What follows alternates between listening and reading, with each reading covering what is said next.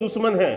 तो इस तरह के लोग जो यहाँ पर जो इनकी नेतागिरी करते हैं इस्लाम का और इस तरह के कांड करते हैं कि आतंकियों का अपरोक्ष रूप से समर्थन करते हैं, ये आज के भारत के मुसलमानों के लिए सबसे बड़े जो है दुश्मन है।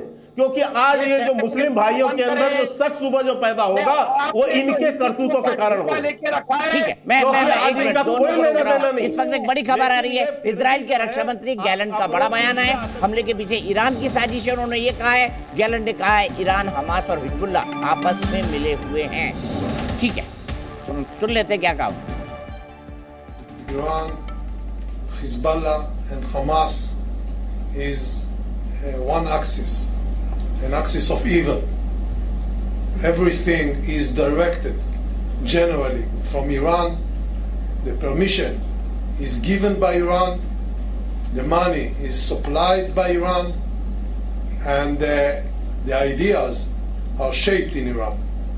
Therefore, it doesn't matter if they give or didn't give the permission, but the idea is an Iranian idea.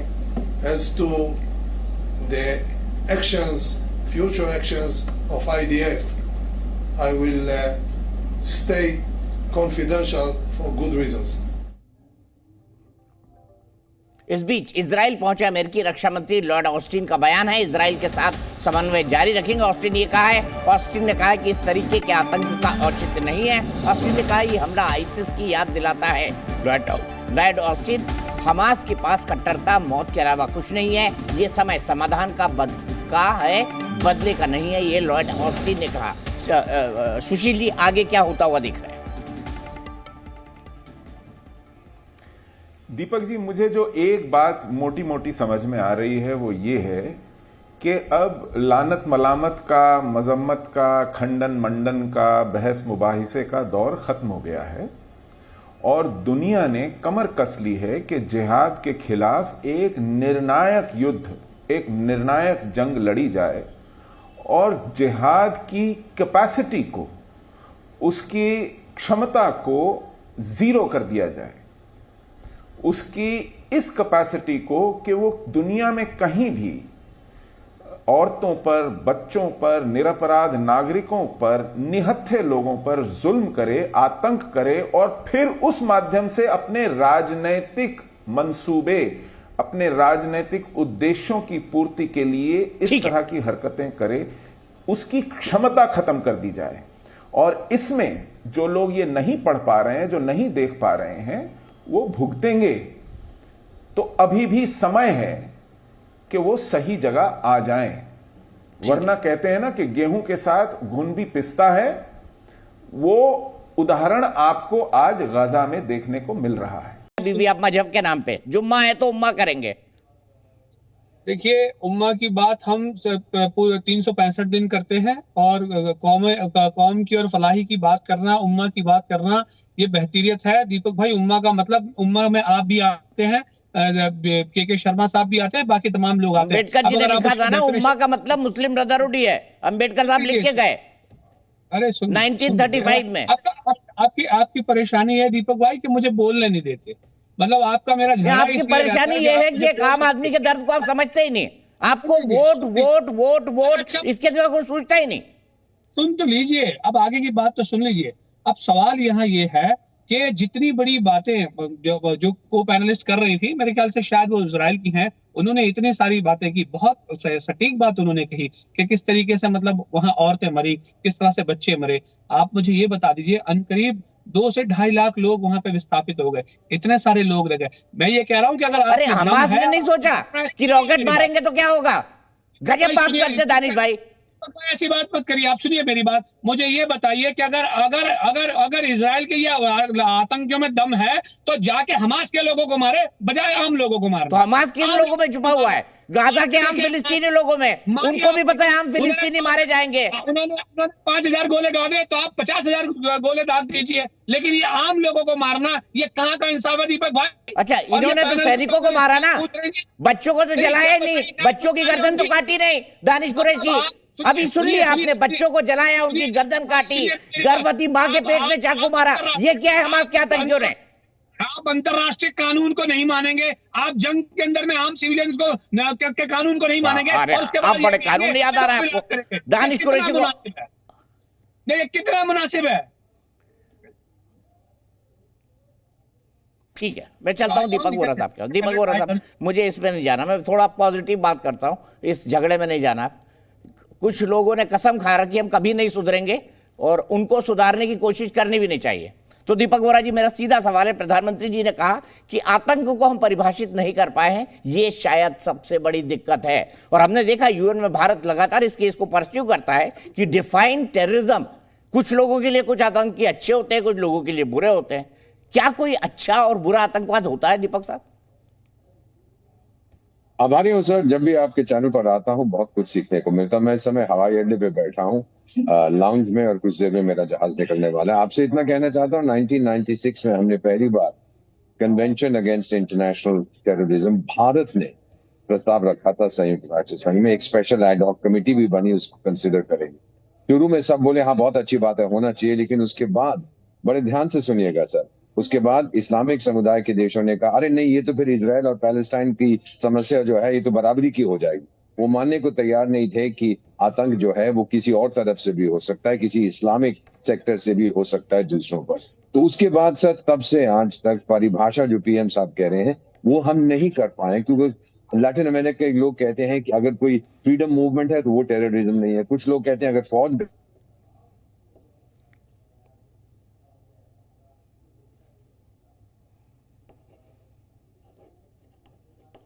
Sir आप सुन पा रहे हैं? मुझे लग रहा है दीपक वोरा साहब का कनेक्शन टूट गया है। मैं फिर वापस अतिकुर साहब के पास चलता हूँ। अतिकुर साहब, अभी आपको बड़ा याद आ रहा है जब हमास को ठोका जा रहा है। अब मुझे ये बताइए, ह्यूमन राइट्स किसने रुकवाया? इस्लामिक देशों ने, कि ह्यूमन राइट्स तो शरिया के मुताबिक होगा भाई। आज तक ह्यूमन राइट्स पे कोई कंसेंसस ही नहीं बना, आतंकवाद की परिभाषा पे नहीं बना, इसको भी किसने जुड़वाया, रुकवाया? इस्लामिक देशों ने। अरे किसी पर तो सहमति बना लीजिए दुनिया में।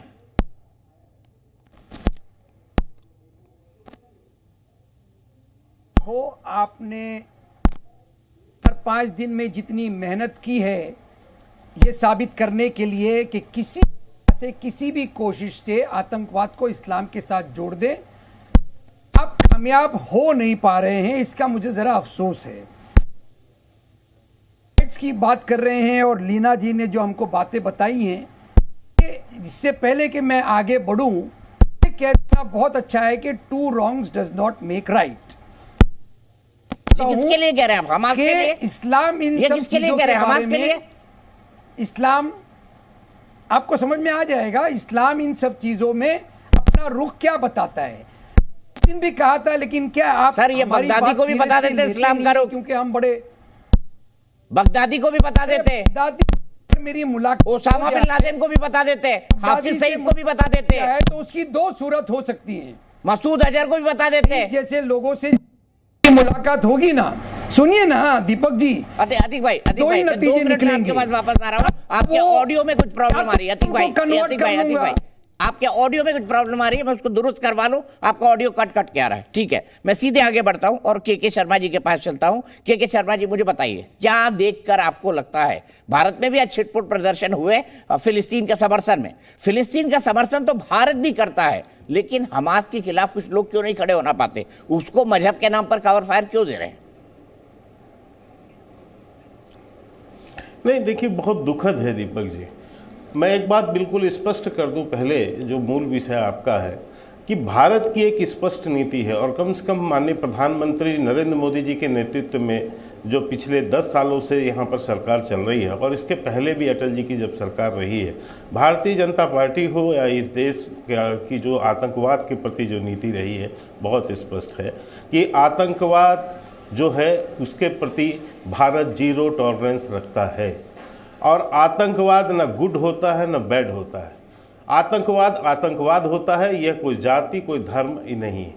मैं आज भी इस बात पर यानी अडिग रखते हुए ये बात कहना चाहता हूँ कि जो लोग भी फिलिस्तीन का नाम लेके अपरोक्ष रूप से हमास जैसे आतंकी संगठन का समर्थन कर रहे हैं, वो बहुत दुर्भाग्यपूर्ण है। और इसको किसी भी स्तर पर बर्दाश्त नहीं किया जा सकता, न किया जाना चाहिए। और मैं तो ये समझता हूँ कि आज अंतर्राष्ट्रीय जगत में हम इसके भुगत भोगी हैं। दीपक जी, आप तो काफ़ी सीनियर जर्नलिस्ट हैं। जब भारत पहले आवाज़ उठाता था दशकों पहले, और आतंकवाद को जब कहता था कि आतंकवादी घटना है, यही विश्व जो जगत था ये इस बात से मानने से इनकार करता था और वो हमारे साथ नहीं खड़ा होता था। तब भी लोगों ने कहा था, अटल जी के एक बड़ा बयान है कि ये आग किसके घर जाकर लगेगी इसका कोई भरोसा नहीं है, लेकिन उस समय लोग नहीं माने। और अब बाद में देखिए कि अमेरिका जैसा जो है शक्तिशाली देश वो भी इसका शिकार हुआ, और आज न जाने कितने देश इसके जो है शिकार हुए। और अंत में पूरे विश्व में जब माननीय प्रधानमंत्री जी ने जाकर आतंकवाद पाकिस्तान को भी एक्सपोज किया, और संयुक्त राष्ट्र संघ में जब पाकिस्तान आतंकवाद पर एक पूरा वो लेके आए, प्रस्ताव लेके आए, तो आज पूरा धीरे धीरे देखिए पूरा विश्व इसमें सहमत हो रहा है। और आज जो घटनाएं देखने को मिल रही हैं, अभी मैं सुन रहा था इजराइल से जो बहन वहाँ के दृश्य का बता रही थी, कितना दुखद दृश्य है, लेकिन इतना ही दुखद और इतना ही शर्मनाक व्यवहार जो है उन लोगों का है जो आज हमास को बचाने के लिए यहाँ पर प्रदर्शन कर रहे हैं, या देश भर में या विदेश भर में अपनी आवाज़ उठाने की बात कर रहे हैं। उनको इन छोटे बच्चों इनसे इनके कत्ल से, इनके मारने से इनके मन में जो है कोई दर्द नहीं है, कोई दर्द नहीं। दीपक जी, ये तुष्टीकरण की राजनीति के लिए ये जो आज किस ढंग से, मैं अभी दानिश जी को सुन रहा था, मतलब तुझ तो शर्म कर लो यार। आपके घर में भी बहन होंगे, परिवार होंगे, सदस्य होंगे, रिश्तेदार होंगे, छोटे छोटे बच्चे होंगे, ये नहीं देखता आप। मैं कहना चाहता हूं दीपक जी, जब आतंकवादी घटनाएं होती हैं, इसी भारत में जब है सैकड़ों से ज्यादा आतंकवादी घटनाएं हुई, तो उस बम के बारूद ने यह नहीं देखा कि यह हिंदू था या मुसलमान था। हिंदू भी मरे, मुसलमान भी मरे, इसके बाद में भी आंख में पट्टी चढ़ी हुई है। इतने आप जो है वोट बैंक और तुष्टीकरण की राजनीति में फंस जाएंगे। आज कांग्रेस जैसी पार्टी, मुझे दुर्भाग्य है कि कितना नीचे गिरेगी कांग्रेस पार्टी, किस स्तर तक जाएगी कि इतने बड़े आतंकी घटना पर एक शब्द नहीं निकलता उसके मुंह से। अपने प्रस्ताव में जो है अपरोक्ष रूप से फिलिस्तीन का नाम लेके हमास का जैसे आतंकवादी संगठन जो विश्व स्तर पर है, जो है एक आतंकी संगठन घोषित है, आज उसके जो है अपरोक्ष रूप से समर्थन कर रहे हैं। क्या वोट बैंक इतना बड़ा हो गया है? ठीक है, मैं आप ही के सवाल को दानिश कुरैशी जी के पास ले जाता हूं। दानिश कुरैशी जी, मेरा बड़ा सीधा सवाल है, प्रश्न आज मानवता का है। मेरा बड़ा सीधा सवाल है दानिश कुरैशी जी, सवाल मेरा ये है कि कितना करेंगे, मतलब फिलिस्तीन के कॉज के साथ क्या भारत के मुसलमान का क्या लेना देना, ये समझाइए।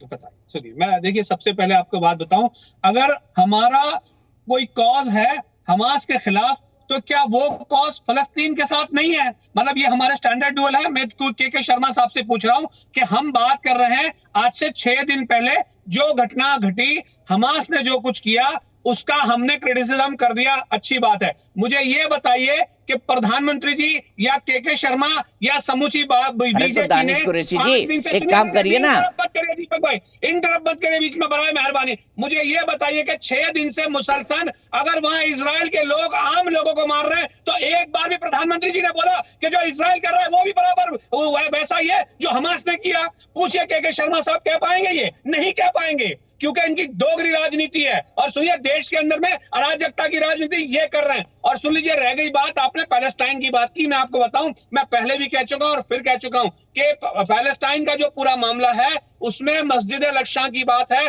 मस्जिद अल-अक्सा वो स्पॉट है जहां क्रिश्चियनों के लिए भी इंपॉर्टेंट है, ज्यूइश के लिए भी इंपॉर्टेंट है और मुसलमानों के लिए भी इंपॉर्टेंट है। तो सारा मामला बैतुल मुकद्दस की बात है। बैतुल मुकद्दस को लेकर जो वहां झगड़ा हो रहा है उसमें सारे जितने भी मजहब, 3 बड़े मजहब हैं, उनकी बात कर रहा हूं। मुझे ये बताइए कि आप इस पे क्या स्टैंड? अच्छा अतीकुर, दानिश भाई आपको पता है कि इजराइल में मुसलमान भी रहते हैं? 4 दिन से ये जुल्म और ज्यादती नहीं है। अरे दानिश भाई नाराज ना होइए, एम्बेसडर वोरा मेरे साथ फिर जुड़ गए हैं। एक मिनट के शर्मा जी, एक सवाल, फिर मैं एम्बेसडर के पास जाऊंगा, उनकी फ्लाइट है। दानिश जी, आपको पता है इजराइल में मुसलमान भी रहते हैं, हाँ या नहीं? पता है आपको? शर्मा जी से है, आपको पता है इजराइल में मुसलमान रहते हैं या नहीं? मैं जवाब देखिए, दूंगा अरे आपको। इजराइल में क्या मैं होता है? जवाब दूंगा फलस्तीन में दानिश भाई, मुसलमान चिंता रहते मत हैं। करो। इजराइल तो अभी जवाब दूंगा। इम्पोर्टेड लोग है, जर्मनी जाना चाहिए उनको वापस, इतनी मोहब्बत है तो नहीं नहीं, क्यों नहीं आप ये जाते वो वापस? बताइए, इजराइल में मुसलमान रहते हैं कि नहीं रहते? तो ये बताइए, नहीं, हाँ इजराइल या में ना, पता है मुसलमान कि नहीं पता है, ये बताइए। मुसलमान फलस्तीन में रहता है, इजराइल तो कुछ है ही नहीं। ना इजराइल इजराइल का कुछ है कॉन्स्टिट्यूशन है, तो वहां पे बताइए, मस्जिदों में अजान सुनिए, क्यों होती है सर? अरे सुनिए, कॉन्स्टिट्यूशन है इजराइल का, लाइए ना दीपक भाई, मैं तो 4 दिन से पुकार रहा हूँ आपको। सर यहाँ के कॉन्स्टिट्यूशन के ऊपर तो आप कुरान रख लेते हैं दानिश भाई, और यहाँ पे ज्ञान दे रहे हैं। अल्लाह दीपक भाई, इतनी मोहब्बत, अरे देखिए, नफरत आपको हमास से होगी, अच्छी बात है, लेकिन आप इतनी मोहब्बत इजराइल की जुल्म और ज़ायोनिस्टों से मत करिए आप। नहीं, मेरे को इस बात से नफरत है कि महिलाओं और बच्चों को इस तरीके से क्यों मारा गया, बच्चों को क्यों जलाया गया, टॉडलर बच्चों को, दूध में बच्चों को पालने में उनके गले काटे गए। दानिश कुरैशी, आप समझ नहीं पाएंगे। दोहरी नफरत मत करिए, आप करिए आवाज से मतलब नफरत, तो आप इजराइल से भी नफरत करिए। आपको मोहब्बत है, मेरी प्रॉब्लम ये है कि मेरे घर के एक भाई को हमास से प्रेम है। करिए आपने छोटे छोटे बच्चों को देखा जो फलस्तीन में मारे जा रहे हैं, जो इजराइल जो जुल्म और बर्बरता कर रही है, आप देख रहे हैं उसको, आप उसको जस्टिफाई कर सकेंगे? बताइए मुझे। मैं इतना जानता हूं दानिश जी, कुछ जस्टिफिकेशन करते हैं कुछ उसका। लोगों ने माथे पे लिखा रखा है, हमारे यहाँ कुछ लोग हैं उन्होंने माथे पे लिख रखा है, हम नहीं सुधरेंगे। बॉम्बार्डिंग हो रहा है उसका ना justification कुछ लोगों ने यहाँ पे लिख रखा है, हम नहीं सुधरेंगे। मुझे ये कहिए कि आप जस्टिफिकेशन करते हैं जो मैं बॉम्बार्डिंग किसी का, अरे मैं कौन बैठा हूँ सर, मैं तो आपकी बात कर रहा हूँ, मेरे भाई दानिश की बात कर रहा हूँ, जिसने माथे पे लिख रखा है हम नहीं सुधरेंगे। मैं कह रहा हूँ, पूछिए के शर्मा साहब से कि क्या वो मैंने मुखालिफ पूछ काम लूंगा करेंगे? के जी से। पहले मैं दीपक जी के पास जाऊंगा। दीपक जी, मैं आपसे समझना चाहता हूँ मैं ये बिल्कुल जवाब टेररिज्म दूंगा की परिभाषा को लेकर क्या अंतर है। के भाई मैं बिल्कुल जवाब के लिए आऊंगा, और मैं सुशील पंडित जी के पास अभी तक नहीं गया हूं। सर, इन लोगों की, आपके जो पैनलिस्ट हैं, इनकी जानकारी मुझसे कहीं ज्यादा है, मैं इनसे भी सीखना चाहता हूँ। लेकिन इजराइल के बारे में एक चीज कह देता हूँ, हमारे जो अभी मेहमान बहुत ऊंचा ऊंचा बोल रहे थे, सर इजराइल का कॉन्स्टिट्यूशन आप पढ़िएगा सर, विनम्रता से आपसे अनुरोध है, शायद आपने नहीं पढ़ा है। उसमें आप देखेंगे वी आर पढ़ने लिखने से कोई लेना देना नहीं दानिश भाई का, सर खाने पीने से। मैं कंप्लीट कर लूं उसको। अगर आप पढ़ लेंगे, उसमें लिखा है कि we are a Jewish state but we are secular. उनकी सुप्रीम कोर्ट की डिसीजन है, सब मजहब के लोगों को अधिकार है कि सर ये सुनना नहीं सर, ये बोलेंगे ना दानिश जी, एम्बेसडर साहब के बीच में नहीं, प्लीज इतना सम्मान करिए दानिश भाई, हम दोनों झगड़ ले चढ़ जाएगा, बड़े हैं दीपक जी हमसे। तो उन्होंने यही कहा है, इजराइल में मुस्लिम 3% अनुमान लगाया गया है कि इस्लामिक समुदाय के लोग वहां रहते हैं, 3%। किसी प्रकार की उनके अगेंस्ट डिस्क्रिमिनेशन नहीं होती, जबकि हमास ने, उनका कॉन्स्टिट्यूशन कहता है कि इजराइल को जिंदा रहने का कोई अधिकार नहीं है। ये अंतर है दोनों के बीच में सर। और परिभाषा की जहां तक बात है, जब इस्लामिक देश उसको अपोज कर रहे हैं, कुछ और देश उसको अपोज कर रहे हैं, तो फिर यूनानिमस डिसीजन तो हो ही नहीं सकता है।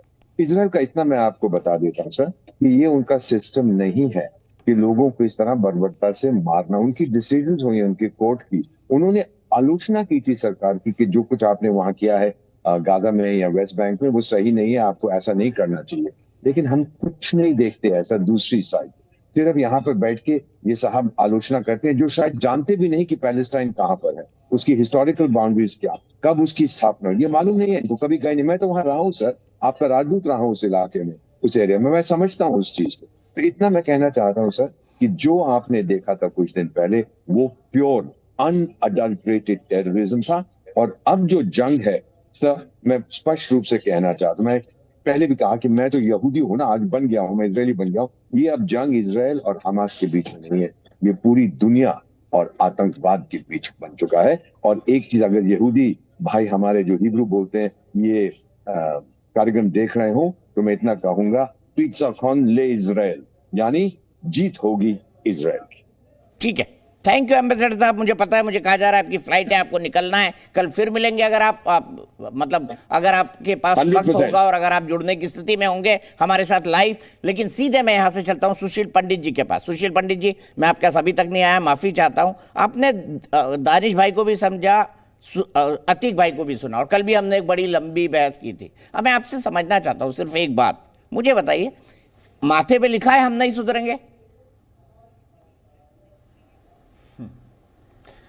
दीपक जी, जिसने मजहब की पट्टी आंखों पे बांध ली हो, उसको फिर उन बंद आंखों में भी उम्मत ही दिखती है, और वो सब चीज उसी चश्मे से देखता है, परखता है सही और गलत के फैसले उसी से करता है।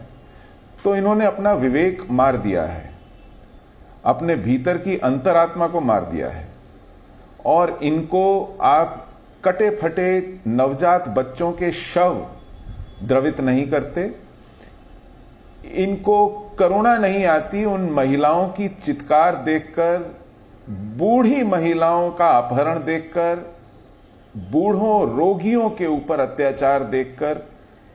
इन पर फर्क नहीं पड़ता, ये चिकने गड़े पर बूंद की तरह हैं। तो आप बेशक बार बार पूछ लीजिए इनसे कि पढ़ते लिखते क्यों नहीं हो, या आंख पे पट्टी बांध ली है, या माथे पे लिखवा लिया है। आप इनको शर्मसार नहीं कर सकते। ये बहुत मोटी खाल हो गई है, क्योंकि शुरू दिन से ये पहली बार नहीं है। आप इनको तारीख बताइए कि साहब यही हादसे मोपला केरला में मलाबार में हुए 100 साल पहले, यही हादसे कश्मीर में हुए, यही काम इन्हीं के पूर्वजों ने कासिम रिजवी की क़यादत में उसी हैदराबाद स्टेट में किया। यही काम होता रहा है दुनिया भर में। आज जो इजराइल में हुआ है हमास के हाथों, वो पहली बार। अब एक संगठन है जिसका नाम है बोको हराम, वो स्कूली बच्चियों के साथ यही काम नाइजीरिया में करता है। एक संगठन है अल शबाब, वो है कीनिया, तंजानिया और युगांडा के आसपास ईस्ट अफ्रीका में। हूबहू यही काम करता है, और ये सब संगठन अल्लाह अकबर कहते हुए ये काम करते हैं। दाइश, ISIS ये काम करता है, लश्कर तैयबा और जैश मोहम्मद ये काम करते हैं, हिजबुल मुजाहिदीन ये काम करता है, अल कायदा ये काम करता है। तो क्या कीजिएगा। और जब इनको काफिर नहीं मिलते तो यही सिपाही सहाबा शियाओं की गर्दनों पर सवार हो जाता है। जब शिया से निपट लेते हैं तो अहमदियों पर सवार हो जाते हैं। तो इन्होंने अपने लिए काम ढूंढ लिया है तशद्दुद का। ये तय करते हैं कि किसकी जिंदगी पूरी हो गई और अब किसको मरना है, और कौन मारेगा और कैसे मारेगा। तो आपको इसकी जो जहनियत है, इसकी जो आइडियोलॉजी है, उसके बीज में जाना पड़ेगा। ये कहां से ऐसी तरबियत लाते हैं। मैंने अभी एक वीडियो देखा है, छोटे छोटे फलस्तीनी बच्चे कहते हैं कि मैं ट्रक चढ़ा दूंगा, मैं छुरे से मार दूंगा। ये जो यहूदी है वो केवल और केवल घृणा के, नफरत के लायक है।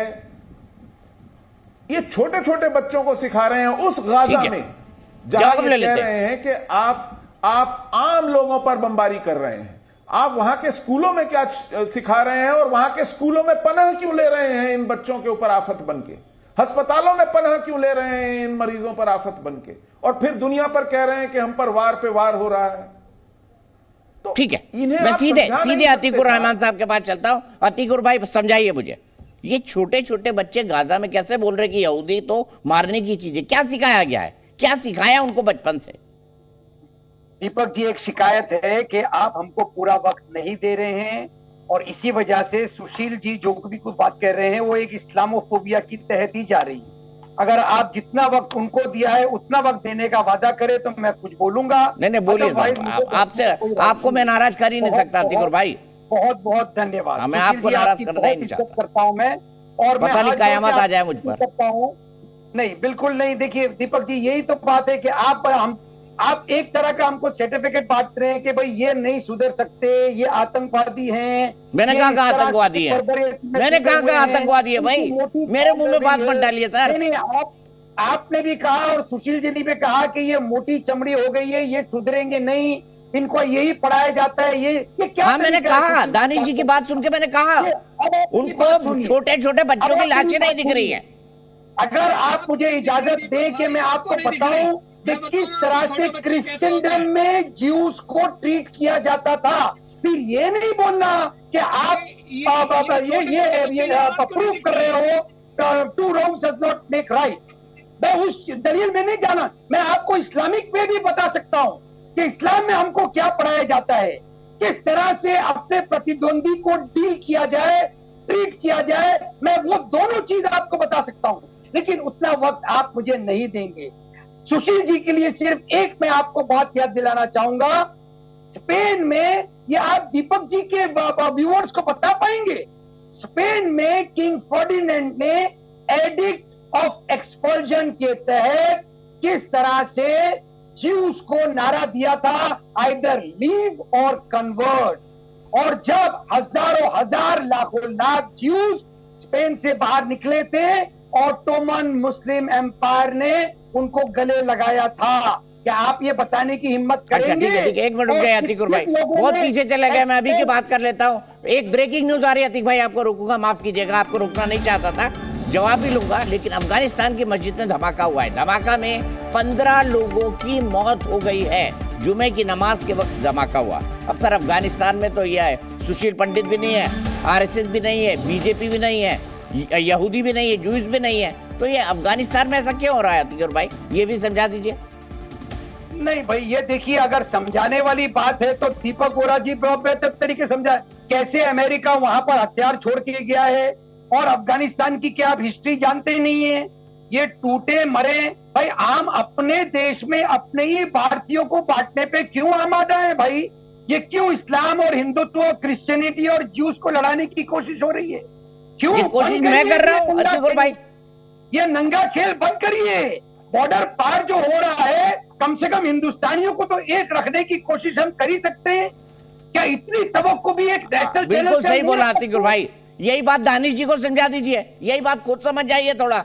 ये भी कहिए कि हमास के समर्थन में प्रदर्शन न करें, ये ना बोले तेरा मेरा नाता क्या, या इलाल्लाह क्या बोलते हो, मुझे माफ कीजिएगा। हमास के समर्थन में जो लोग भी हैं वो नादान हैं। पैलेस्टीन का समर्थन बड़े होना नादान चाहिए, हैं। हमास का नहीं अरे, होना चाहिए। बड़े बोले हैं, बड़े बोले हैं, सिविलियंस का होना चाहिए दोनों तरफ के। बड़े बोले। औरतों और बच्चों बड़े को मारा नहीं जाना चाहिए दोनों तरफ के। सब बड़े पानी बोले। नहीं बंद किया जा सकता दोनों तरफ का। ह्यूमैनिटेरियन क्राइसिस क्रिएट करने का किसी को अधिकार नहीं है। अब होलियर दम दाओ तो अगर मैं के शर्मा जी के पास जा रहा हूँ। के जी, आपने अतीकुर साहब को भी सुन लिया, दानिश कुरैशी जी को भी सुन लिया, क्या कहेंगे? मैं तो अतीकुर भाई जब आप ये बातें कर रहे हैं ना, मैं हमास को कंडेम करता हूँ, मैं बच्चों को नहीं मारा जाना चाहिए था, तो मेरे को एक गाना याद आ रहा था, माफ कीजिएगा ऐसे वक्त में गाना याद आ रहा है, एक गाना था ना पुराना, भोलापन तेरा भागे हमको सादगी पर तेरी मरते हैं। अरे बड़े आप मतलब कंडेम भी करते हैं तो बड़े मतलब तरीके सलीके से करते हैं। दानिश जी मत सुनाइए ना, मत चिल्लाइए दानिश भाई, आपकी आवाज नहीं आती है, आप स्काइप पे तो हमेशा जुड़ते हैं। के शर्मा जी देखिए, मुझे बड़ा आश्चर्य हुआ अतीकुर रहमान साहब के बयान से। उन्हें कहा जो लोग हमास का समर्थन करते हैं वो नादान हैं, बड़ी नादानियत है। अरे कम से कम निंदा भी तो ढंग से कीजिए रहमान साहब, अतीकुर रहमान साहब। अरे आप सोचिए कि भारत के मुसलमानों का क्या लेना देना, भारत के मुसलमानों का क्या लेना देना वहां से? खाएंगे आप भारत, रोटी भारत की खाते हैं आप। शैतान है, वो भी टेररिस्ट है क्या? वो भी जीने लायक नहीं है। जो हमास का समर्थन कर रहे हैं वो टेररिस्ट है, वो शैतान है। तो बोल दीजिए एमयू के लोगों ने जो जिन्होंने ये जुलूस निकाला वो टेररिस्ट है, बोल दीजिए अतीकुर भाई। एमयू के लोग, मौलाना तौकीर रजा, ये क्या रहे हैं सब? मौलाना तौकीर रजा किसका पट्टू है मैं नहीं जानता। अच्छा, ये एमयू के छात्रों को बता दीजिए ना क्यों अलीगढ़ यूनिवर्सिटी, आपने आतंकवादी शब्द का इस्तेमाल किया। एमयू वालों ने जिन्हें जुलूस निकाला वो आतंकवादी है। बात अधूरी रह गई थी, आधा सेकंड लूंगा। आपने 2-3 नाम गिनाए थे, वो टेररिस्ट जो पाकिस्तान में बैठते हैं, वो तौकीर रजा। आप इन सब की एक मुलाकात मुझसे फिक्स कर दीजिए, मैं एक आपको गारंटी देता हूँ, या तो टेररिज्म छोड़ देंगे वो, निकलने से पहले सुनिए, या वो टेररिज्म छोड़ देंगे या दुनिया छोड़ देंगे। मैं इतनी क्षमता रखता हूं कि या तो मैं उनको कन्वर्ट कर दूंगा और या तो वो मेरे हाथ मारे जाएंगे। मेरी गारंटी आपको, यस मेरी गारंटी है। सर आप तो शांति दूत है सर, एक शांति दूत हमारे असदुद्दीन ओवैसी है, दूसरे आप है। मेरा दीन मुझे इजाजत देता है, मैं हाफिज सईद को मारने की मुझे राइट है। मेरा अल्लाह मुझे कहता है कि ऐसे शैतानों का खात्मा करना मेरी जिम्मेदारी है। इसीलिए हमास ने सब किया ना, हाफिज सईद क्योंकि अल्लाह ने कहा। नहीं, मुझे तो हंसी आ रही। दीपक जी के शर्मा जी आप अपनी बात कहिए प्लीज। दानिश जी चिल्लाइए नहीं भाई, स्काइप पे आवाज नहीं आती है, समझा करिए। के शर्मा जी, एक मिनट, के शर्मा जी एक खबर भी आ रही है चीन में, एक मिनट के शर्मा जी, एक दीपक जी, फटाफट मुझे ब्रेकिंग बड़ी न्यूज पढ़ हंसी दो। आ- चीन में राजनयिक पर चाकू से हुए हमले के बाद भारत में भी हाँ। इजरायली दूतावास हाई अलर्ट पर है। इसके अलावा मुंबई में चबाद हाउस की सुरक्षा बढ़ा दी गई है। ये वही जगह है जहां 26/11 का हमला हुआ था। इजरायली लोग रहते हैं इस घर के अंदर, और क्या हुआ था वहां पे मेरी आंखों देखिए, बताना नहीं चाहता। सीधे मैं चलता हूँ के शर्मा जी के पास। के शर्मा जी क्या कहेंगे दोनों को सुन के आप? अतीक भाई की बात सुनिए। नहीं, मैं अतीकुर रहमान साहब को सुन के मुझे बड़ा आश्चर्य हुआ। ये कह रहे हैं कि उन आतंकवादियों से मिलवा दीजिए तो या तो मैं मार दूंगा या समझा दूंगा। अरे यहीं अलीगढ़ यूनिवर्सिटी में सर हमास का समर्थन कर रहे हैं लोग, बहुत दूर नहीं है। कहिए तो हम, वैसे तो आप सक्षम हैं रहमान साहब, यहाँ आकर एक वहाँ भाषण दीजिए ना अलीगढ़ यूनिवर्सिटी के अंदर में, थोड़ा समझाइए ना उनको, ये जेएनयू में जाके समझाइए ना इन लोगों को। कम से कम इतना ही समाज का भला कर दीजिए, इतना भारत का भला कर दीजिए। मैं बीच में नहीं बोला था, दीपक जी मुझे बोलने दीजिए। ना बोलिए के इतना ही कम से कम आप भला कर दीजिए। और इसी टीवी चैनल में दानिश जी बैठे हुए हैं, इन्हीं को समझा लीजिए आप। कम से कम इतना ही आप देश का भला कर दीजिए। ये बोलने की बातें अलग हैं, ये चोचले हैं आप लोगों के। सच्चाई ये है कि जो कट्टरता के साथ आप जो समर्थन करके लोगों की भावनाओं को भड़काते हैं, ये है दुखद। और मैं आज भी कह रहा हूं कि जो लोग, दीपक जी, ये इस तरह से हमास का समर्थन कर रहे हैं, ये मुस्लिम भाइयों के भी सगे नहीं है। भारत के जो लोग हैं, भारत के मुस्लिमों के सगे नहीं है। ये शक और सुबह पैदा करते हैं। अरे हमारे ये जो नेता बन के बैठे हैं, ये जो इस्लाम के जो स्कॉलर बन के बैठे हैं और जो इन आतंकियों का अप्रोच रूप से समर्थन कर रहे हैं, ये भारत के सामान्य मुसलमानों का भी हित नहीं कर रहे हैं लोग। दानिश भाई ने हमास का समर्थन नहीं सुन लीजिए साहब, आप बीच में चिल्ला रहे हो। डालिए, कचरा निकालिए कानों में दीपक से। जी प्लीज। अच्छा, उनको खत्म कर लीजिए अब्दुल भाई, मेरे पास टाइम है अभी। प्लीज। मैं आपको एक मौका और फिर क्लोजिंग कमेंट सुशील जी से लूंगा। ना दानिश जी ने ना मैंने हमारे का समर्थन इनसे किया है। पूछिए। आप बेवजह क्यों बोल रहे हैं बार बार कि हमारे अलीगढ़ यूनिवर्सिटी ने क्या किया है? क्यों बदतमीजी कर रहे हैं आप यहाँ पर बैठ किया है मेरे हिसाब से, और अगर किया है अलीगढ़, तो गलत किया। दीपक जी हमारा प्लीज, समर्थन नहीं होना दीपक जी चाहिए। प्लीज, अरे वो कह रहे हैं एमयू ने तो किया है ना भाई। Writing on the board, Deepak ji बंद writing कराइए। on the board, हमास का समर्थन नहीं होना चाहिए, लेकिन पैलेस्टीनियन चिल्ला रहे, का देखिए, समर्थन। और भारत क्या को करें तो दीपक जी, आपको बताइए। मुबारकबाद देता हूँ दीपक जी, भारत सरकार ने एक्सेप्ट कर लिया जिस बात को आप दीपक जी, एक्सेप्ट क्या कर रहे है? थे 4 दिन यहाँ से। भी आप जो अतीक भाई सुनिए ना, के क्या? शर्मा जी को खत्म करने के लिए मेरे पास एक ब्रेकिंग न्यूज भी आ रही है। प्लीज अतीक भाई, इतना नाराज ना हो सर, इतना ना। इंडिया अतीक भाई, Hamas terrorism but supports Atiq Palestine. भाई ब्लड प्रेशर बढ़ जाएगा सर, 2 दवाई ज्यादा खानी पड़ेंगी अतीक भाई, मत चिल्लाइए। Palestine page number 17 Times of India today 13 October. Sir क्या है दीपक जी, ये क्या चिल्ला रहे हैं? क्यों बौखला के चिल्ला रहे हैं? मुझे समझ नहीं आ रहा। मैं तो बार बार इतना ही कह रहा हूं कि अलीगढ़ यूनिवर्सिटी चले जाइए रहमान साहब, और उन यूथ लोग को समझा दीजिए जो हमास का समर्थन पे जो है नारे लगा रहे हैं और खुशियां मना रहे हैं, जो उन्होंने हमला करके जो है निर्दोष इजरायलियों की जो हत्या की है उसके लिए खुशियां मना रहे हैं। अरे ये कैसा इस्लाम है आपका? ये कैसा इस्लाम है रहमान साहब? ये समझाइए ना। आपका धन्यवाद दे रहा हूं। इसलिए केवल दीपक जी एक लाइन कहना चाहता हूं। दीपक जी इनको शांत करा दीजिए। दीपक जी शांत कराइए, मैं एक लाइन कहना चाहता हूं। ठीक है, कहिए मैंने जल्दी से कहा कहिए कि कि आज एक यदि ब्रेकिंग न्यूज आ सबसे रही है। बड़े इस्लाम के भारत के मुसलमान भाइयों का यदि सबसे बड़ा कोई दुश्मन है तो इस तरह के लोग जो यहाँ पर जो इनकी नेतागिरी करते हैं इस्लाम का, और इस तरह के कांड करते हैं कि आतंकियों का अप्रोच रूप से समर्थन करते हैं, ये आज के भारत के मुसलमानों के लिए सबसे बड़े जो है दुश्मन है। क्योंकि आज ये जो मुस्लिम भाइयों के अंदर जो शक सुबह जो पैदा होगा वो इनके करतूतों के कारण होगा। ठीक है, मैं एक मिनट, दोनों को रोक रहा हूं। इस वक्त एक बड़ी खबर आ रही है। इजराइल के रक्षा मंत्री गैलेंट का बड़ा बयान है। हमले के पीछे ईरान की साजिश है, उन्होंने ये कहा है, गैलेंट ने कहा है ईरान, हमास और हिजबुल्ला आपस में मिले हुए हैं। ठीक है, सुन लेते हैं क्या कहा। Iran, Hezbollah and Hamas is one axis, an axis of evil.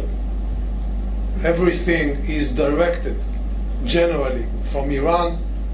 The permission is given by Iran, the money is supplied by Iran, and the ideas are shaped in Iran. Therefore, it doesn't matter if they give or didn't give the permission, but the idea is an Iranian idea. As to the actions, future actions of IDF, I will stay confidential for good reasons.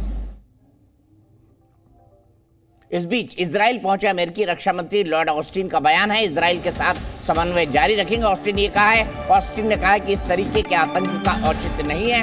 Austin ने कहा ये हमला ISIS की याद दिलाता है। Lord Austin, Hamas के पास कट्टरता मौत के अलावा कुछ नहीं है, ये समय समाधान का है, बदले का नहीं है, ये लॉर्ड ऑस्टिन ने कहा। सुशील जी, आगे क्या होता हुआ दिख रहा है? दीपक जी, मुझे जो एक बात मोटी मोटी समझ में आ रही है वो ये है कि अब लानत मलामत का, मजम्मत का, खंडन मंडन का, बहस मुबाहिसे का दौर खत्म हो गया है और दुनिया ने कमर कस ली है कि जिहाद के खिलाफ एक निर्णायक युद्ध, एक निर्णायक जंग लड़ी जाए और जिहाद की कैपेसिटी को, उसकी क्षमता को जीरो कर दिया जाए, उसकी इस कैपेसिटी को कि वो दुनिया में कहीं भी औरतों पर, बच्चों पर, निरपराध नागरिकों पर, निहत्थे लोगों पर जुल्म करे, आतंक करे और फिर उस माध्यम से अपने राजनैतिक मंसूबे, अपने राजनैतिक उद्देश्यों की पूर्ति के लिए इस तरह की हरकतें करे, उसकी क्षमता खत्म कर दी जाए। और इसमें जो लोग ये नहीं पढ़ पा रहे हैं, जो नहीं देख पा रहे हैं, वो भुगतेंगे। तो अभी भी समय है कि वो सही जगह आ जाएं, वरना कहते हैं ना कि गेहूं के साथ घुन भी पिसता है। वो उदाहरण आपको आज गाजा में देखने को मिल रहा है। अभी भी आप मजहब के नाम पे, जुम्मा है तो उम्मा करेंगे।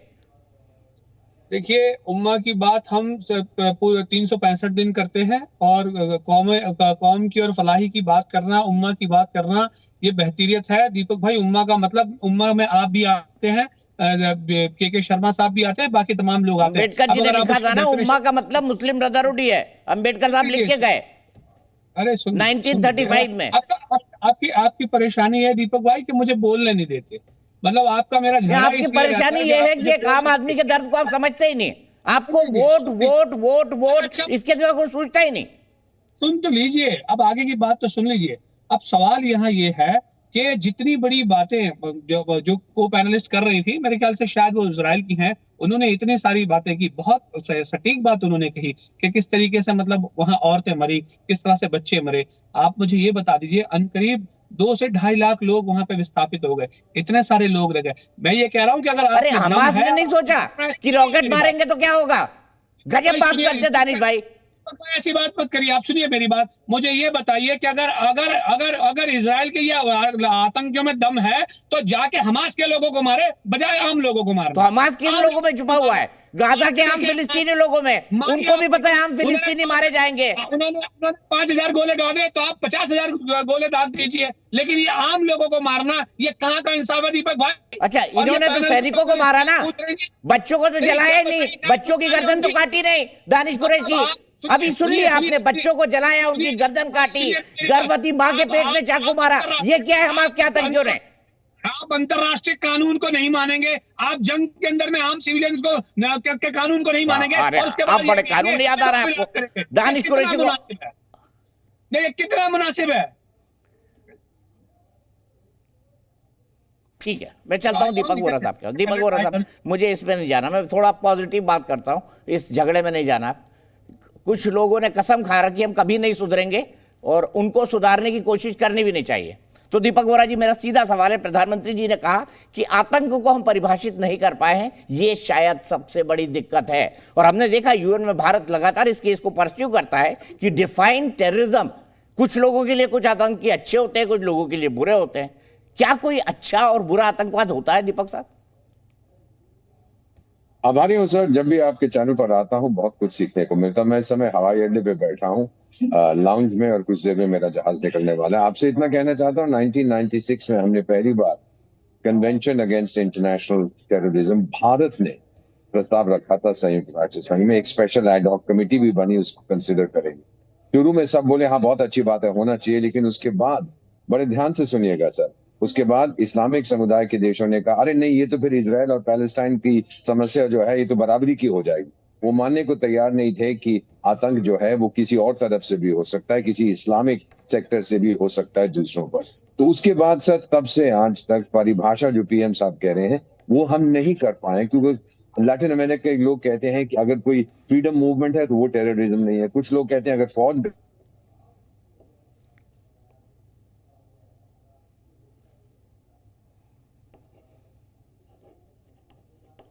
सर आप सुन पा रहे हैं?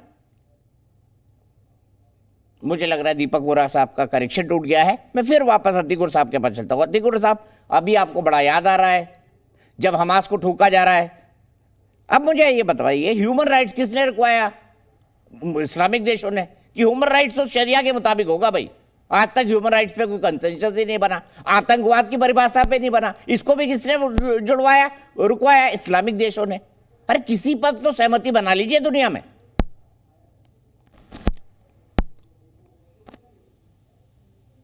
हो आपने हर 5 दिन में जितनी मेहनत की है ये साबित करने के लिए कि किसी भी कोशिश से आतंकवाद को इस्लाम के साथ जोड़ दें, आप कामयाब हो नहीं पा रहे हैं। इसका मुझे जरा अफसोस है।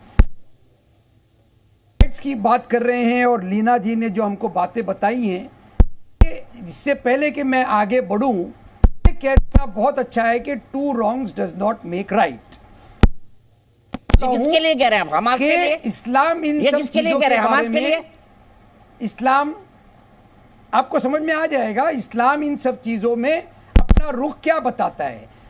दिन भी कहा था, लेकिन क्या आप सर ये बगदादी को भी बता देते इस्लाम का रुख, क्योंकि हम बड़े बगदादी को भी बता देते, मेरी मुलाकात ओसामा बिन लादेन को भी बता देते, हाफिज सईद को भी बता देते, तो उसकी 2 सूरत हो सकती है। मसूद अजहर को भी बता देते। जैसे लोगों से मुलाकात होगी ना, सुनिए ना दीपक जी। अतिक भाई, मैं 2 मिनट में आपके पास वापस आ रहा हूँ। आपके ऑडियो में कुछ प्रॉब्लम आ रही है अतिक भाई, आपके ऑडियो में कुछ प्रॉब्लम आ रही है। मैं उसको दुरुस्त करवा लूं। आपका ऑडियो कट के आ रहा है। ठीक है, मैं सीधे आगे बढ़ता हूं और के शर्मा जी के पास चलता हूं। के शर्मा जी, मुझे बताइए, क्या देखकर आपको लगता है भारत में भी आज छिटपुट प्रदर्शन हुए फिलिस्तीन के समर्थन में? फिलिस्तीन का समर्थन तो भारत भी करता है, लेकिन हमास के खिलाफ कुछ लोग क्यों नहीं खड़े होना पाते? उसको मजहब के नाम पर कवर फायर क्यों दे रहे हैं?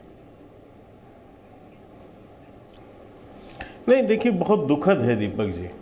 मैं एक बात बिल्कुल स्पष्ट कर दूं पहले, जो मूल विषय आपका है, कि भारत की एक स्पष्ट नीति है, और कम से कम माननीय प्रधानमंत्री नरेंद्र मोदी जी के नेतृत्व में जो पिछले 10 सालों से यहाँ पर सरकार चल रही है, और इसके पहले भी अटल जी की जब सरकार रही है, भारतीय जनता पार्टी हो या इस देश की जो आतंकवाद के प्रति जो नीति रही है, बहुत स्पष्ट है कि आतंकवाद जो है उसके प्रति भारत 0 टॉलरेंस रखता है। और आतंकवाद न गुड होता है न बैड होता है। आतंकवाद होता है, यह कोई जाति कोई धर्म ही नहीं। मैं आज भी इस बात पर यानी अडिग रखते हुए ये बात कहना चाहता हूँ कि जो लोग भी फिलिस्तीन का नाम लेके अपरोक्ष रूप से हमास जैसे आतंकी संगठन का समर्थन कर रहे हैं, वो बहुत दुर्भाग्यपूर्ण है, और इसको किसी भी स्तर पर बर्दाश्त नहीं किया जा सकता, न किया जाना चाहिए। और मैं तो ये समझता हूँ कि आज अंतर्राष्ट्रीय जगत में हम इसके भुगत भोगी हैं। दीपक जी, आप तो काफ़ी सीनियर जर्नलिस्ट हैं। जब भारत पहले आवाज़ उठाता था दशकों पहले, और आतंकवाद को जब कहता था कि आतंकवादी घटना है, यही विश्व जो जगत था ये इस बात से मानने से इनकार करता था, और वो हमारे साथ नहीं खड़ा होता था। तब भी लोगों ने कहा था, अटल जी के एक बड़ा बयान है कि ये आग किसके घर जाकर लगेगी इसका कोई भरोसा नहीं है, लेकिन उस समय लोग नहीं माने। और अब बाद में देखिए कि अमेरिका जैसा जो है शक्तिशाली देश, वो भी इसका शिकार हुआ, और आज न जाने कितने देश इसके जो है शिकार हुए। और अंत में पूरे विश्व में जब माननीय प्रधानमंत्री जी ने जाकर आतंकवाद पाकिस्तान को भी एक्सपोज किया, और संयुक्त राष्ट्र संघ में जब पाकिस्तान आतंकवाद पर एक पूरा वो लेके आए, प्रस्ताव लेके आए, तो आज पूरा धीरे धीरे देखिए पूरा विश्व इसमें सहमत हो रहा है। और आज जो घटनाएं देखने को मिल रही हैं, अभी मैं सुन रहा था इजराइल से जो बहन वहाँ के दृश्य का बता रही थी, कितना दुखद दृश्य है, लेकिन इतना ही दुखद और इतना ही शर्मनाक व्यवहार जो है उन लोगों का है जो आज हमास को बचाने के लिए यहाँ पर प्रदर्शन कर रहे हैं, या देश भर में या विदेश भर में अपनी आवाज़ उठाने की बात कर रहे हैं। उनको इन छोटे बच्चों इनसे इनके कत्ल से, इनके मारने से इनके मन में जो है कोई दर्द नहीं है, कोई दर्द नहीं दीपक जी। ये तुष्टीकरण की राजनीति के लिए ये जो आज किस ढंग से, मैं अभी दानिश जी को सुन रहा था, मतलब तुझ तो शर्म कर लो यार। आपके घर में भी बहन होंगे, परिवार होंगे, सदस्य होंगे, रिश्तेदार होंगे, छोटे छोटे बच्चे होंगे, ये नहीं देखता आप। मैं कहना चाहता हूं दीपक जी, जब आतंकवादी घटनाएं होती हैं, इसी भारत में जब है सैकड़ों से ज्यादा आतंकवादी घटनाएं हुई, तो उस बम के बारूद ने यह नहीं देखा कि यह हिंदू था या मुसलमान था। हिंदू भी मरे, मुसलमान भी मरे, इसके बाद में भी आंख में पट्टी चढ़ी हुई है। इतने आप जो है वोट बैंक और तुष्टीकरण की राजनीति में फंस जाएंगे। आज कांग्रेस जैसी पार्टी, दुर्भाग्य है कि कितना नीचे गिरेगी कांग्रेस पार्टी, किस स्तर तक जाएगी कि इतने बड़े आतंकी घटना पर एक शब्द नहीं निकलता उसके मुंह से।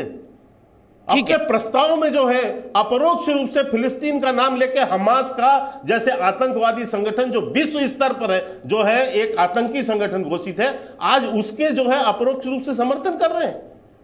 क्या वोट बैंक इतना बड़ा हो गया है? ठीक है, मैं आप ही के सवाल को दानिश कुरैशी जी के पास ले जाता हूं। दानिश कुरैशी जी, मेरा बड़ा सीधा सवाल है, प्रश्न आज मानवता का है। मेरा बड़ा सीधा सवाल है दानिश कुरैशी जी। सवाल मेरा ये है कि कितना करेंगे, मतलब फिलिस्तीन के कॉज के साथ क्या भारत के मुसलमान का क्या लेना देना, ये समझाइए। सुनिए, मैं देखिए सबसे पहले आपको बात बताऊं, अगर हमारा कोई कॉज है हमास के खिलाफ, तो क्या वो कॉज फलस्तीन के साथ नहीं है? मतलब ये हमारा स्टैंडर्ड डुअल है। मैं के शर्मा साहब से पूछ रहा हूं कि हम बात कर रहे हैं आज से 6 दिन पहले जो घटना घटी, हमास ने जो कुछ किया उसका हमने क्रिटिसिज्म कर दिया, अच्छी बात है। मुझे ये बताइए कि प्रधानमंत्री जी या के शर्मा या समूची बीजेपी दानिश कुरैशी जी एक काम करिए ना, दीपक भाई इंटरप्ट मत करिए बीच में, बराए मेहरबानी। मुझे ये बताइए कि 6 दिन से मुसलसल अगर वहां इजराइल के लोग आम लोगों को मार रहे हैं, तो एक बार भी प्रधानमंत्री जी ने बोला कि जो इजराइल कर रहा है वो भी बराबर वैसा ही है जो हमास ने किया? पूछिए के शर्मा साहब कह पाएंगे? ये नहीं कह पाएंगे, क्योंकि इनकी दोगली राजनीति है। और सुनिए, देश के अंदर में अराजकता की राजनीति ये कर रहे हैं। और सुन लीजिए, रह गई बात, आपने पैलेस्टाइन की बात की, मैं आपको बताऊं, मैं पहले भी कह चुका हूं और फिर कह चुका हूं कि पैलेस्टाइन का जो पूरा मामला है उसमें मस्जिद अल-अक्सा की बात है। मस्जिद अल-अक्सा वो स्पॉट है जहां क्रिश्चियनों के लिए भी इंपॉर्टेंट है, ज्यूइश के लिए भी इंपॉर्टेंट है और मुसलमानों के लिए भी इंपॉर्टेंट है। तो सारा मामला बैतुल मुकद्दस की बात है। बैतुल मुकद्दस को लेकर जो वहां झगड़ा हो रहा है उसमें सारे जितने भी मजहब, 3 बड़े मजहब हैं, उनकी बात कर रहा हूं। मुझे ये बताइए कि आप इस पे अच्छा अतीक और दानिश भाई, आपको पता है कि इजराइल में मुसलमान भी रहते हैं? 4 दिन से ये जुल्म और ज्यादती नहीं है। अरे दानिश भाई, नाराज ना होइए। एम्बेसडर वोरा मेरे साथ फिर जुड़ गए। एक मिनट को शर्मा जी, एक सवाल, फिर मैं एम्बेसडर के पास जाऊंगा, उनकी फ्लाइट है। दानिश जी, आपको पता है इजराइल में मुसलमान भी रहते हैं, हाँ या नहीं? पता है आपको? शर्मा जी से है, आपको पता है इजराइल में मुसलमान रहते हैं या नहीं? मैं जवाब दूंगा आपको, मैं जवाब दूंगा दानिश भाई, चिंता मत करो। इजराइल तो इंपोर्टेड लोग हैं, जर्मनी जाना चाहिए उनको वापस, इतनी मोहब्बत है तो नहीं, क्यों नहीं जाते वापस? इजराइल में मुसलमान रहते हैं कि नहीं रहते? ये बताइए, हाँ या ना, पता है कि नहीं पता है, ये बताइए। मुसलमान फलस्तीन में रहता है, इजराइल तो कुछ है ही नहीं ना, इजराइल कुछ है तो वहाँ पे मस्जिदों में अजान क्यों होती है सर? अरे सुनिए, कॉन्स्टिट्यूशन है इजराइल का, लाइए ना दीपक भाई, मैं तो 4 दिन से पुकार रहा हूँ आपको। यहाँ की कॉन्स्टिट्यूशन के ऊपर तो आप कुरान रख लेते हैं दानिश भाई, और यहाँ पे ज्ञान दे रहे हैं। अल्लाह दीपक भाई, इतनी मोहब्बत, अरे देखिए, नफरत आपको हमास से होगी, अच्छी बात है, लेकिन आप इतनी मोहब्बत इजराइल की जुल्म और ज़ायोनिस्टों से मत करिए आप। नहीं, मेरे को इस बात से नफरत है कि महिलाओं और बच्चों को इस तरीके से क्यों मारा गया, बच्चों को क्यों जलाया गया, टॉडलर बच्चों को, दूध में बच्चों को पालने में उनके गले काटे गए। दानिश कुरैशी, आप समझ नहीं पाएंगे। दोहरी नफरत मत करिए, आप करिए आवाज से मतलब नफरत, तो आप इजराइल से भी नफरत करिए। आपको मोहब्बत है, मेरी प्रॉब्लम ये है कि मेरे घर के एक भाई को हमास से प्रेम है। करिए। आपने छोटे छोटे बच्चों को देखा जो फलस्तीन में मारे जा रहे हैं, जो इजराइल जो जुल्म और बर्बरता कर रही है, आप देख रहे हैं उसको, आप उसको जस्टिफाई कर सकेंगे? बताइए मुझे।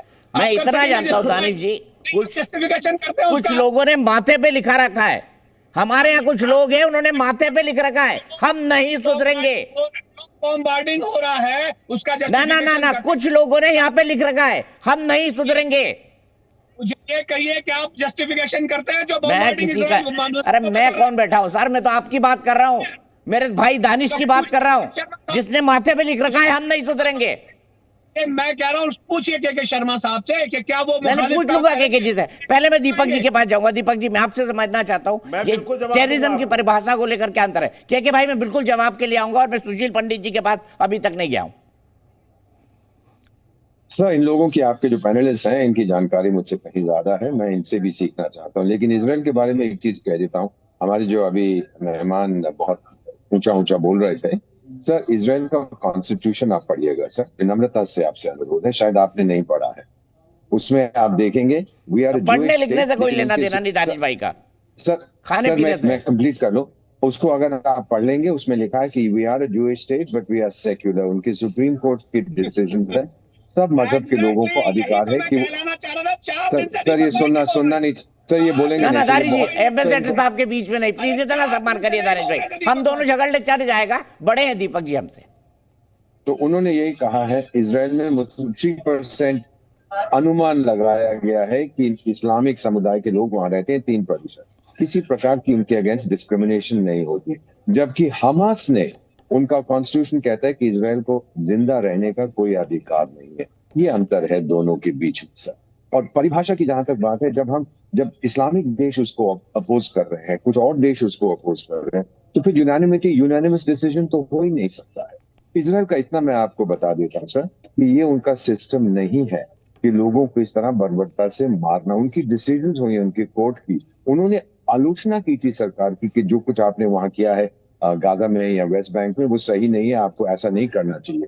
लेकिन हम कुछ नहीं देखते ऐसा दूसरी साइड, सिर्फ यहाँ पर बैठ के ये साहब आलोचना करते हैं, जो शायद जानते भी नहीं कि पैलेस्टाइन कहाँ पर है, उसकी हिस्टोरिकल बाउंड्रीज क्या, कब उसकी स्थापना, ये मालूम नहीं है इनको, कभी गए नहीं। मैं तो वहां रहा हूँ सर, आपका राजदूत रहा हूँ उस इलाके में, उस एरिया में, मैं समझता हूँ उस चीज को। तो इतना मैं कहना चाहता हूँ सर कि जो आपने देखा था कुछ दिन पहले, वो प्योर अनअडल्ट्रेटेड टेररिज्म था। और अब जो जंग है सर, मैं स्पष्ट रूप से कहना चाहता हूँ, मैं पहले भी कहा कि मैं तो यहूदी हूं ना, आज बन गया हूं, मैं इजरायली बन गया हूं। ये अब जंग इसराइल और हमास के बीच में नहीं है, ये पूरी दुनिया और आतंकवाद के बीच बन चुका है। और एक चीज, अगर यहूदी भाई हमारे जो हिब्रू बोलते हैं ये कार्यक्रम देख रहे हो, तो मैं इतना कहूंगा, पिट्ज़ाखॉन ले इजराइल, यानी जीत होगी इजराइल की। ठीक है, थैंक यू एम्बेसडर साहब। मुझे पता है, मुझे कहा जा रहा है आपकी फ्लाइट है, आपको निकलना है, कल फिर मिलेंगे अगर आप मतलब अगर आपके पास वक्त होगा और अगर आप जुड़ने की स्थिति में होंगे हमारे साथ लाइव। लेकिन सीधे मैं यहाँ से चलता हूँ सुशील पंडित जी के पास। सुशील पंडित जी, मैं आपके पास अभी तक नहीं आया, माफी चाहता हूँ। आपने दानिश भाई को भी समझा, अतीक भाई को भी सुना, और कल भी हमने एक बड़ी लंबी बहस की थी। अब मैं आपसे समझना चाहता हूँ सिर्फ एक बात, मुझे बताइए, माथे पे लिखा है हम नहीं सुधरेंगे? दीपक जी, जिसने मजहब की पट्टी आंखों पे बांध ली हो, उसको फिर उन बंद आंखों में भी उम्मत ही दिखती है, और वो सब चीज उसी चश्मे से देखता है, परखता है, सही और गलत के फैसले उसी से करता है। तो इन्होंने अपना विवेक मार दिया है, अपने भीतर की अंतरात्मा को मार दिया है, और इनको आप कटे फटे नवजात बच्चों के शव द्रवित नहीं करते, इनको करुणा नहीं आती उन महिलाओं की चित्कार देखकर, बूढ़ी महिलाओं का अपहरण देखकर, बूढ़ों रोगियों के ऊपर अत्याचार देखकर, इन पर फर्क नहीं पड़ता। ये चिकने गड़े पर बूंद की तरह हैं। तो आप बेशक बार बार पूछ लीजिए इनसे कि पढ़ते लिखते क्यों नहीं हो, या आंख पे पट्टी बांध दी है, या माथे पे लिखवा लिया है, आप इनको शर्मसार नहीं कर सकते। ये बहुत मोटी खाल हो गई है, क्योंकि शुरू दिन से, ये पहली बार नहीं है, आप इनको तारीख बताइए कि साहब यही हादसे मोपला केरला में मलाबार में हुए 100 साल पहले, यही हादसे कश्मीर में हुए, यही काम इन्हीं के पूर्वजों ने कासिम रिजवी की क़यादत में उसी हैदराबाद स्टेट में किया। यही काम होता रहा है दुनिया भर में। आज जो इजराइल में हुआ है हमास के हाथों, वो पहली बार। अब एक संगठन है जिसका नाम है बोको हराम, वो स्कूली बच्चियों के साथ यही काम नाइजीरिया में करता है। एक संगठन है अल शबाब, वो है कीनिया, तंजानिया और युगांडा के आसपास ईस्ट अफ्रीका में, हूबहू यही काम करता है। और ये सब संगठन अल्लाह अकबर कहते हुए ये काम करते हैं। दाइश, ISIS ये काम करता है, लश्कर तैयबा और जैश मोहम्मद ये काम करते हैं, हिजबुल मुजाहिदीन ये काम करता है, अल कायदा ये काम करता है। तो क्या कीजिएगा? और जब इनको काफिर नहीं मिलते तो यही सिपाही सहाबा शियाओं की गर्दनों पर सवार हो जाता है। जब शिया से निपट लेते हैं तो अहमदियों पर सवार हो जाते हैं। तो इन्होंने अपने लिए काम ढूंढ लिया है तशद्दुद का। ये तय करते हैं कि किसकी जिंदगी पूरी हो गई और अब किसको मरना है और कौन मारेगा और कैसे मारेगा।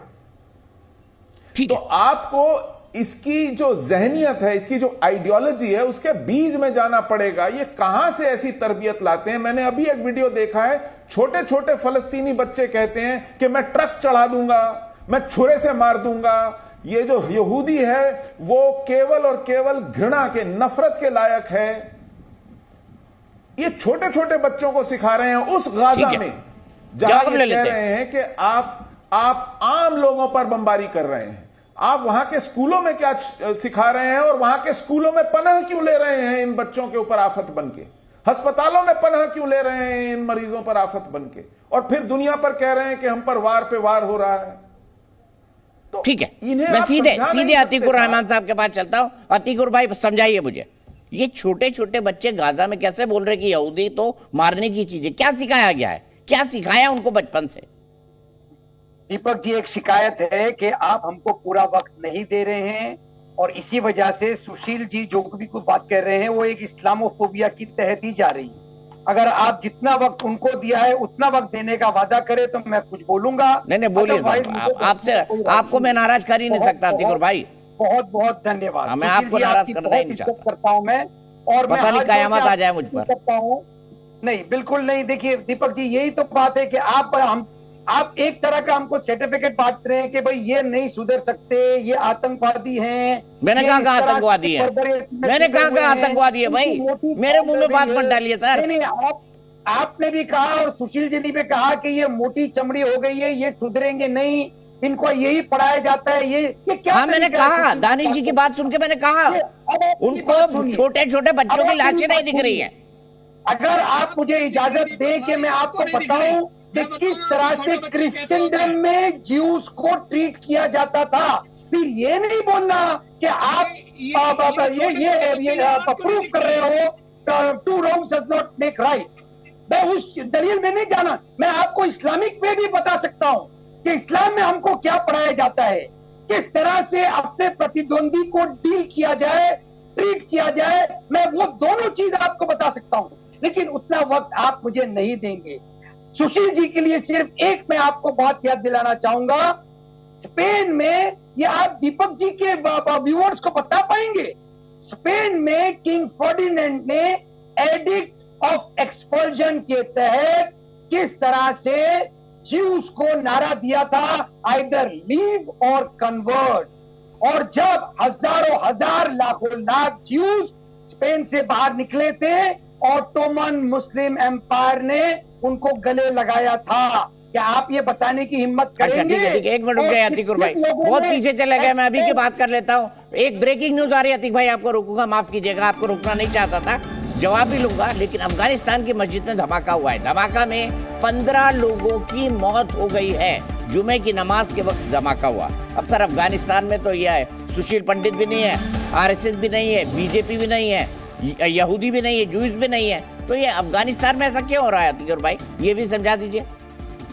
नहीं भाई, ये देखिए, अगर समझाने वाली बात है तो दीपक वोरा जी बहुत बेहतर तरीके समझा कैसे अमेरिका वहां पर हथियार छोड़ के गया है, और अफगानिस्तान की क्या आप हिस्ट्री जानते नहीं है। ये टूटे मरे भाई, आम अपने देश में अपने ही भारतीयों को बांटने पे क्यों आमादा है भाई? ये क्यों इस्लाम और हिंदुत्व, क्रिश्चियनिटी और ज्यूस को लड़ाने की कोशिश हो रही है? क्यों? ये कोशिश मैं कर रहा हूँ अतिकुर भाई। ये नंगा खेल बंद करिए। बॉर्डर पार जो हो रहा है, कम से कम हिंदुस्तानियों को तो एक रखने की कोशिश हम कर ही सकते हैं क्या? इतनी तवक्को भी एक नेशनल बिल्कुल सही बोला अतिकुर भाई। यही बात दानिश जी को समझा दीजिए, यही बात खुद समझ जाइए थोड़ा। ये भी कहिए कि हमास के समर्थन में प्रदर्शन न करें। ये ना बोले तेरा मेरा नाता क्या, या इलाल्लाह क्या बोलते हैं वो, मुझे माफ कीजिएगा। हमास के समर्थन में जो लोग भी हैं वो नादान हैं। पैलेस्टीन का समर्थन बड़े होना नादान चाहिए, हैं। हमास का नहीं होना चाहिए। बड़े बोले हैं, बड़े बोले हैं। सिविलियंस का होना चाहिए दोनों तरफ के। बड़े बोले। औरतों और बच्चों को मारा नहीं जाना चाहिए दोनों तरफ के। सब बड़े पानी बोले। नहीं बंद किया जा सकता दोनों तरफ का। ह्यूमैनिटेरियन क्राइसिस क्रिएट करने का किसी को अधिकार नहीं है। अब होली और दमदाओ तो अगर मैं के शर्मा जी के पास जा रहा हूँ। के जी ने आपने अतिकुर साहब को भी सुन लिया, दानिश कुरैशी जी को भी सुन लिया, क्या कहेंगे? मैं तो अतिकुर भाई, जब आप ये बातें कर रहे हैं ना, मैं हमास को कंडेम करता हूँ।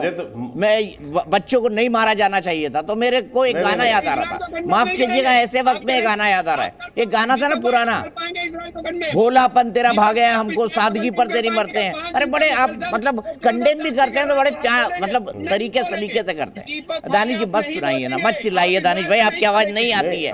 आप स्काइप पे तो हमेशा जुड़ते हैं। के शर्मा जी देखिए, मैं मुझे बड़ा आश्चर्य हुआ अतिकुर रहमान साहब के बयान से। उन्हें कहा जो लोग हमास का समर्थन करते हैं वो नादान हैं, बड़ी नादानियत है। अरे कम से कम निंदा भी तो ढंग से कीजिए रहमान साहब, अतिकुर रहमान साहब। अरे आप सोचिए कि भारत के मुसलमानों का क्या लेना देना, भारत के मुसलमानों का क्या लेना देना वहां से? खाएंगे आप भारत, रोटी भारत की खाते हैं। शैतान है, वो भी टेररिस्ट है क्या? वो भी जीने लायक नहीं है। जो हमास का समर्थन कर रहे हैं वो टेररिस्ट है, वो शैतान है। तो बोल दीजिए एमयू के लोगों ने जो जिन्होंने ये जुलूस निकाला वो टेररिस्ट है, बोल दीजिए अतिकुर भाई। एमयू के लोग, मौलाना तौकीर रजा, ये कह रहे हैं सब। मौलाना तौकीर रजा किसका पट्टू है मैं नहीं जानता। अच्छा, ये एमयू के छात्रों को बता दीजिए ना क्यों अलीगढ़ यूनिवर्सिटी, आपने आतंकवादी शब्द का इस्तेमाल किया। बोल दीजिए एमयू वालों ने जिन्हें जुलूस निकाला वो आतंकवादी है। बात अधूरी रह गई थी, आधा सेकंड लूंगा। आपने 2-3 नाम गिनाए थे, वो टेररिस्ट जो पाकिस्तान में बैठते हैं, वो तौकीर रजा।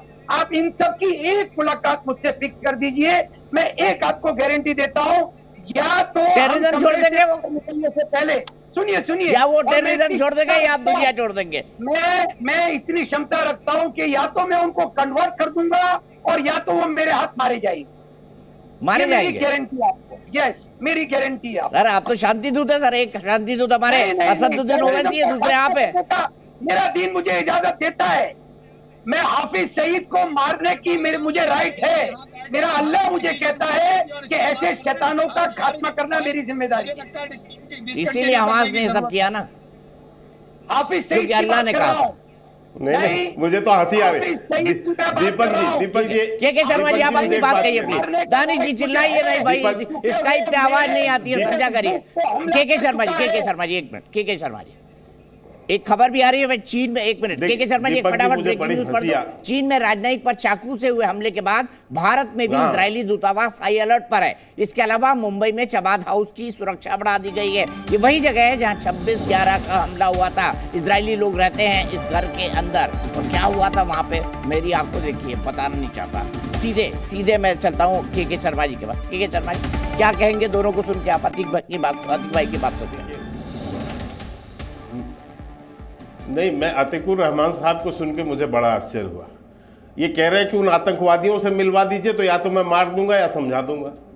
अरे यहीं अलीगढ़ यूनिवर्सिटी में सर हमास का समर्थन कर रहे हैं लोग, बहुत दूर नहीं है। कहिए तो हम, वैसे तो आप सक्षम हैं रहमान साहब, यहाँ आकर एक वहाँ भाषण दीजिए ना अलीगढ़ यूनिवर्सिटी के अंदर में, थोड़ा समझाइए ना उनको ये जेएनयू में जाके समझाइए ना इन लोगों को, कम से कम इतना ही समाज का भला कर दीजिए, इतना भारत का भला कर दीजिए। मैं बीच में नहीं बोला था, दीपक जी मुझे बोलने दीजिए ना, बोलिए बोलिए के इतना ही कम से कम आप भला कर दीजिए। और इसी टीवी चैनल में दानिश जी बैठे हुए हैं, इन्हीं को समझा लीजिए आप, कम से कम इतना ही आप देश का भला कर दीजिए। ये बोलने की बातें अलग हैं, ये चोचले हैं आप लोगों के। सच्चाई ये है कि जो कट्टरता के साथ आप जो समर्थन करके लोगों की भावनाओं को भड़काते हैं, ये है दुखद। और मैं आज भी कह रहा हूं कि जो लोग, दीपक जी, ये इस तरह से हमास का समर्थन कर रहे हैं, ये मुस्लिम भाइयों के भी सगे नहीं है। भारत के जो लोग हैं, भारत के मुस्लिमों के सगे नहीं है। ये शक और शुबा पैदा करते हैं। अरे हमारे ये जो नेता बन के बैठे हैं, ये जो इस्लाम के जो स्कॉलर बन के बैठे हैं और जो इन आतंकियों का अप्रोच रूप से समर्थन कर रहे हैं, ये भारत के सामान्य मुसलमानों का भी हित नहीं कर रहे हैं लोग। दानिश भाई ने हमास का समर्थन नहीं सुन लीजिए साहब, आप बीच में चिल्ला रहे हो। डालिए, कचरा निकालिए कानों में दीपक से। जी प्लीज। अच्छा, उनको खत्म कर लीजिए अर्जुन भाई, मेरे पास टाइम है अभी। मैं आपको एक मौका और फिर क्लोजिंग कमेंट सुशील जी से लूंगा। ना दानिश जी ने ना मैंने हमास का समर्थन किया है। आप बेवजह क्यों बोल रहे हैं बार बार कि हमारे अलीगढ़ यूनिवर्सिटी ने क्या किया है? क्यों बदतमीजी कर रहे हैं आप यहाँ पर बैठ किया है मेरे हिसाब से, और अगर किया है अलीगढ़, दीपक जी प्लीज, समर्थन नहीं होना चाहिए। अरे वो कह रहे हैं एमयू ने तो किया है ना भाई। दीपक जी बंद कराइए। ऑन द बोर्ड हमास का समर्थन नहीं होना चाहिए, लेकिन पैलेस्टीनियन का समर्थन। और भारत को दीपक जी बताइए। मुबारकबाद देता हूँ दीपक जी, भारत सरकार ने एक्सेप्ट कर लिया। जिस बात को आप एक्सेप्ट नहीं कर रहे थे, यहाँ भी आप जो अतिक भाई सुनिए, के शर्मा जी को खत्म कर लेंगे। मेरे पास एक ब्रेकिंग न्यूज भी आ रही है, प्लीज अतिक भाई इतना नाराज ना हो सर, इतना इंडिया अतिक भाई पैलेस्टीन। अतिक भाई ब्लड प्रेशर बढ़ जाएगा सर, दो दवाई ज्यादा खानी पड़ेंगे। अतिक भाई मत चिल्लाइए। Palestine page number 17 Times of India today 13 अक्टूबर।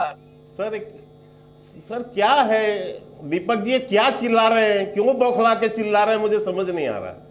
मैं तो बार बार इतना ही कह रहा हूं कि अलीगढ़ यूनिवर्सिटी चले जाइए रहमान साहब, और उन यूथ लोग को समझा दीजिए जो हमास का समर्थन पे जो है नारे लगा रहे हैं और खुशियां मना रहे हैं, जो उन्होंने हमला करके जो है निर्दोष इजरायलियों की जो हत्या की है उसके लिए खुशियां मना रहे हैं।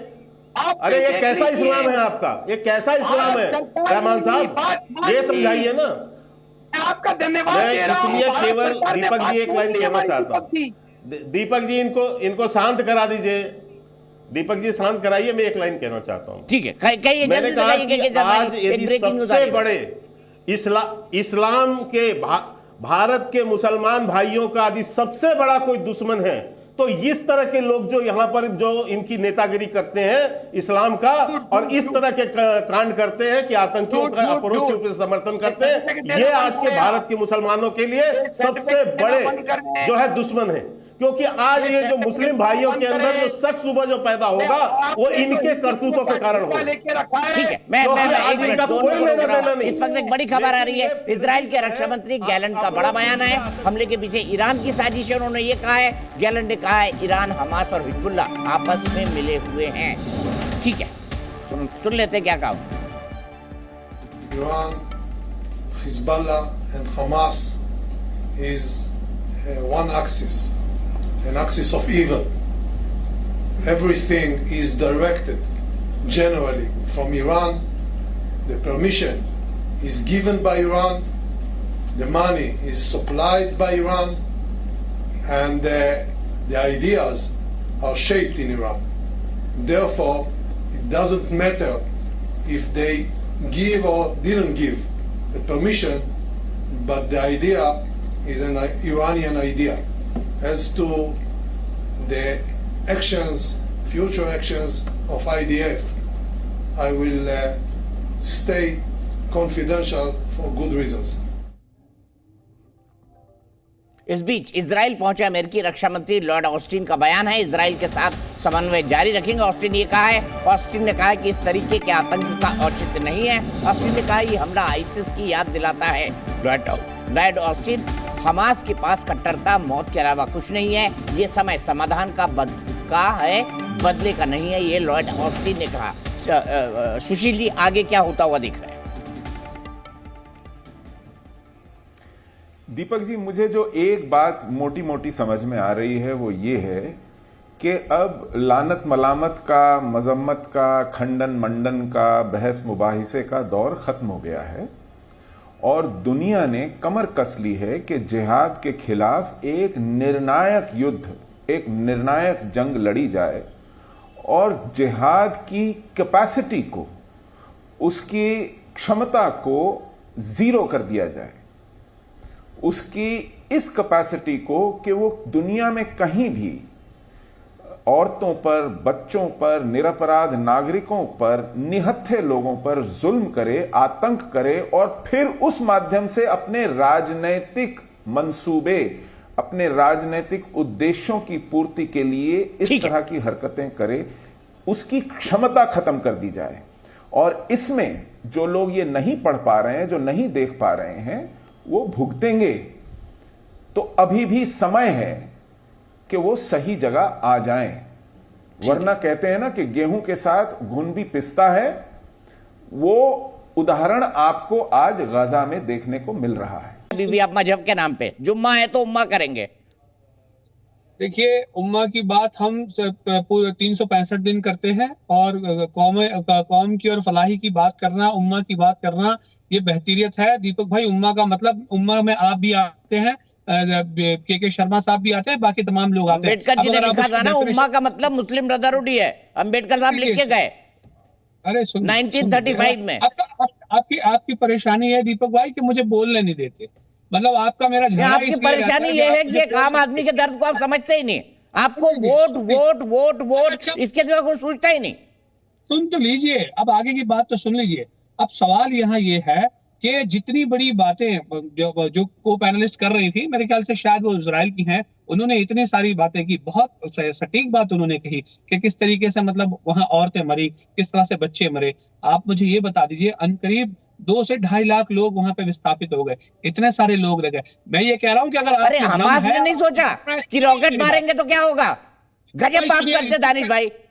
ऐसी बात मत करिए, आप सुनिए मेरी बात। मुझे ये बताइए कि अगर अगर अगर अगर इजराइल के ये आतंकियों में दम है तो जाके हमास के लोगों को मारे बजाय आम लोगों को मारे। तो हमास किन लोगों में छुपा हुआ है? गाजा के आम फिलिस्तीनी लोगों में। उनको भी पता है आम फिलिस्तीनी मारे जाएंगे। उन्होंने 5000 गोले दागे तो आप 50,000 गोले दाग दीजिए, लेकिन ये आम लोगों को मारना, ये कहाँ का इंसाफ है दीपक भाई? अच्छा, इन्होंने तो सैनिकों को मारा ना, बच्चों को तो जलाया ही नहीं, बच्चों की गर्दन तो काटी नहीं। दानिश कुरैशी, अभी सुन लिया आपने, बच्चों को जलाया, उनकी गर्दन काटी, गर्भवती मां के पेट में चाकू मारा। ये क्या है हमास के आतंकियों ने? आप अंतरराष्ट्रीय कानून को नहीं मानेंगे, आप जंग के अंदर में आम सिविलियंस को के कानून को नहीं मानेंगे। और उसके आप बड़े कानून याद आ रहा है आपको। दानिश कुरैशी को कितना मुनासिब है?